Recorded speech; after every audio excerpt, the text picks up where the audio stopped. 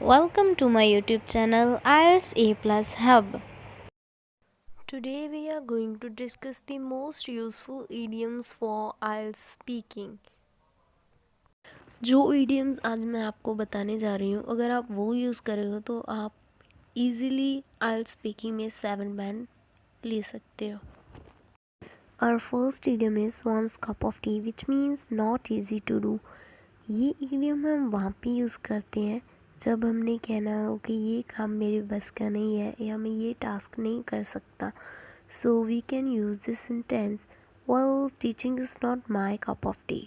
दूसरा idiom है icing on the cake और cherry on the cake, which means good to better. ये idiom हम वहाँ पे यूज़ करते हैं जहाँ पर हमें डबल बेनिफिट हो या कोई चीज़ हो जो हमें बहुत ज़्यादा अच्छी लगी हो, तो उसके साथ हम उसकी एक्स्ट्रा भी बता सकते हैं कि उसकी एक्स्ट्रा क्वालिटी ये थी तो उसमें 4 चांद लगे, like that.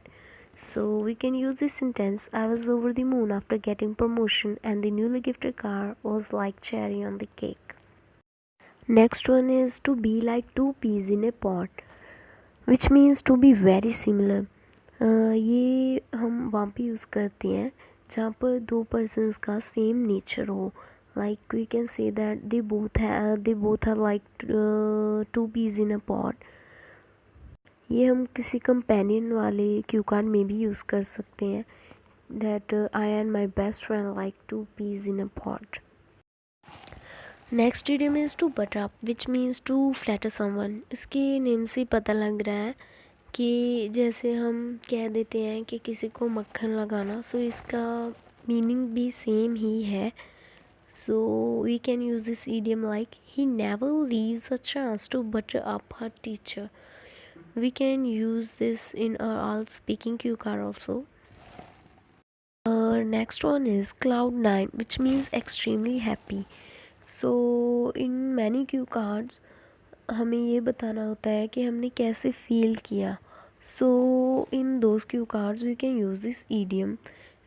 That I was over the moon, I was on cloud 9 when I got first position in the competition. ये सेंटेंस भी हम बहुत सारे क्यू कार्ड में यूज़ कर सकते हैं क्योंकि हमें बहुत सारे क्यू कार्ड में यही बताना होता है कि हमारा इमोशन क्या था उस टाइम जब हमें ये मिला. और next idiom is hard nut to crack, which means difficult problem to solve. इसका मतलब है कि कोई काम जो आसान ना हो. So we can use this in our IELTS speaking like passing IELTS exam is hard nut to crack for many vernacular students. ये इडियम हम वहाँ पे यूज़ कर सकते हैं जहाँ पे हमने ये बताना हो कि ये काम आसान नहीं है. So we can use this idiom like we use this sentence it's not an easy task. Next one is social butterfly. ये हम पर्सन क्यू कार्ड में यूज़ कर सकते हैं that this person is social butterfly. इसका मतलब है कि वो पर्सन जिसका नेचर ऐसा हो लाइक एक्सट्रोवर्ट हम कह देते हैं, जो इजीली घुल मिल जाता हो सबके साथ और जिसको सोशल इवेंट्स में जाना बहुत ज़्यादा पसंद हो. So here I have used this sentence. My friend is a social butterfly, so I always catch her up in one or the other social events. Next one is born with silver spoon. We can use this sentence उस person के लिए जिसको हम कहना हो कि वो बहुत ज़्यादा रिच फैमिली में बॉर्न हुआ है. So I have used this sentence. All the star kids are born with the silver spoon in their mouth. Like उनको लाइफ में कोई स्ट्रगल नहीं करना पड़ता इसलिए. Next one is crocodile tears, जिसको हम कह देते हैं मगरमच्छ के आंसू. सो ये हम उस पर्सन के लिए यूज़ कर सकते हैं जिसे हमने कहना हो कि उसने मगरमच्छ के आंसू बहाए सिर्फ सिंपथी के लिए.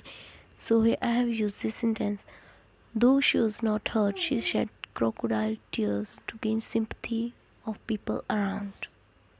Next one is night out. जैसे इसके नाम से ही पता चल रहा है कि ये हम उस पर्सन के लिए यूज़ कर सकते हैं जो person most of the times रात को ही एक्टिव होता है. So my friends call me night owl as I usually complete my work और assignments during night time. Next one is sweet tooth, which means a person who likes sugary items. He has a sweet tooth, ये भी हम कह सकते हैं कि जिसको मीठा बहुत ज़्यादा पसंद हो। ये हम फूड लाइक क्यू कार्ड में यूज़ कर सकते हैं। So here I have use this sentence, although I have a sweet tooth, yet on occasions I prefer to consume spicy food. Next one is an early bird, which means one who get up early, वो person जो जल्दी उठता हो। Here I have written it in a sentence, he is an early bird, that is why he is successful. ये हम उस person के लिए यूज़ कर सकते हैं जिसने बहुत सारा सक्सेस अचीव किया हो। So most of the times the persons who achieve success are those who are an early bird. Next one is burn the midnight oil, to do hard work at night. जैसे हम कह सकते हैं कि उसने रात भर जाग जाग कर मेहनत की है। So success can only be achieved by burning midnight oil. Next one is in deep water, which means in difficulty, in trouble or in a dangerous situation. जहाँ पर हमने कहना हो कि बहुत ज़्यादा डेंजरस सिचुएशन थी या हम बहुत ज़्यादा मुश्किल में थे। सो वहाँ पर हमने ये सेंटेंस यूज़ किया है, I was in deep water but she help me at that time. Next one is haste makes waste. इसका मतलब है कि जल्दी जल्दी में काम ख़राब कर देना। जब हम शॉर्टेज ऑफ टाइम होती है सो हम जल्दी जल्दी में काम ख़राब कर देते हैं। सो वहाँ पर ये idiom यूज़ होता है, that haste makes waste. So here I have used it in a sentence. As everyone knows, haste makes waste. All the circumstances were going from bad to worse. Next one is at all costs, जिसे हम कहते हैं किसी भी कीमत पर। यहाँ पर मैंने सेंटेंस लिखा है, मैंने लिखा है I wanted to win the competition at all cost. मुझे वो कंपटीशन जीतना था किसी भी कीमत पर। So I worked hard by burning the midnight oil. So मैंने रात भर जाकर कड़ी मेहनत की। Next one is full of beans, a person who is very active. ये हम पर्सन के लिए यूज़ कर सकते हैं जो बहुत ज़्यादा एक्टिव हो। So this sentence is, I really enjoy being with my best friend because he is always full of beans. Next one is sell like hot cake, which means bought by many people, कोई चीज़ जो बहुत ज़्यादा खरीदी गई हो। Here I have used it in a sentence, due to attractive ads the products of this company are selling like hot cakes. Next one is don't know the ABC. ये हम वहाँ पे यूज़ करते हैं जहाँ पे हमने बताना हो कि किसी पर्टिकुलर चीज़ की या किसी पर्टिकुलर स्ट्रीम की हमें बेसिक्स भी नहीं पता या हमें कोई भी नॉलेज नहीं है। Here I am used it in a sentence, I don't know the ABC of computer stream. जिसका मतलब है कि मुझे कंप्यूटर स्ट्रीम की ABC भी नहीं पता, मतलब मुझे उसके बेसिक्स भी नहीं पता। Next one is bread and butter, जिसको हम कह देते हैं रोज़ी रोटी। So here I have used it in this sentence, to earn bread and butter most of the youngsters are migrating from rural areas to metro cities.